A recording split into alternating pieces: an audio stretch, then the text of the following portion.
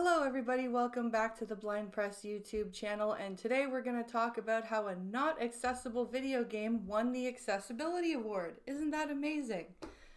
Let's get into the video. Before we do that, please consider liking, sharing, and commenting down below. And if you're new here, please consider subscribing and clicking the notification bell. It helps me out a lot. Now, let's get into this. So last night the Video Game Awards happened, and they have a category called Innovation and Accessibility. And the nominations were Prince of Persia, Diablo 4, Call of Duty Black Ops 6, Dragon Age Veilguard, and Star Wars Outlaws.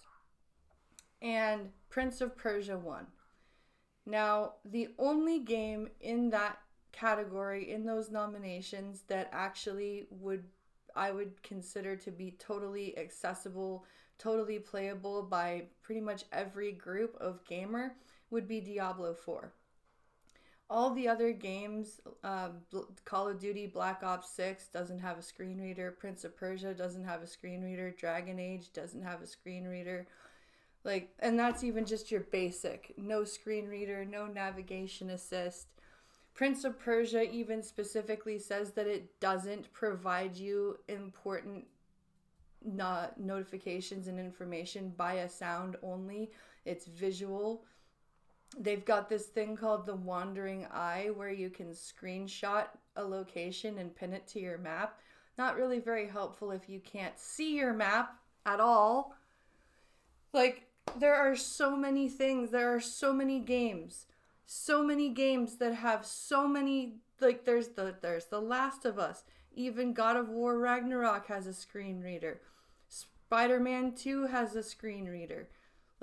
Spider-Man 2 was even in the accessibility category before the accessibility patch dropped, for Christ's sakes. And these games get nominated. And what's worse is, they didn't even have, how Mortal Kombat hired outside accessibility consultants, the NetherRealm studio.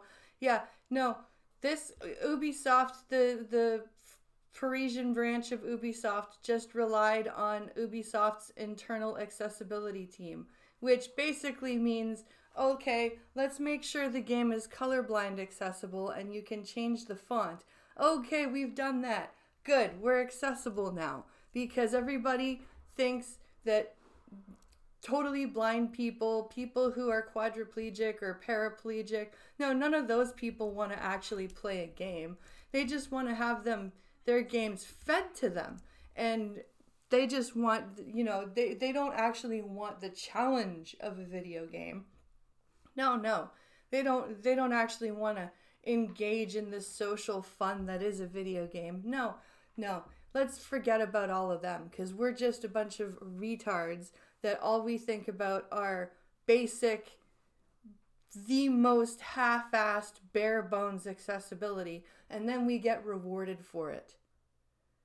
This is what's going to stop AAA game developers from making properly accessible titles.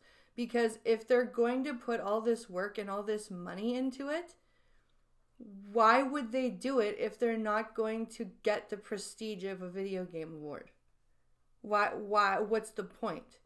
Because let me tell you, accessibility in the AAA game space is not just we're doing it because we want the players to have fun. No, this is a business thing.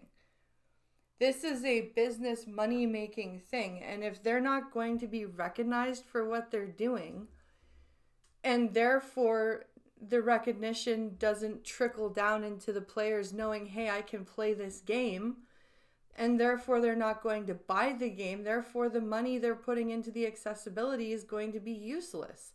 And then they're going to stop making good accessible titles like The Last of Us, like Mortal Kombat, like God of War Ragnarok, like Spider-Man 2, like Diablo 4. All those game developers aren't going to want to bother with making these titles accessible if they're not going to get recognized for it in their own spaces.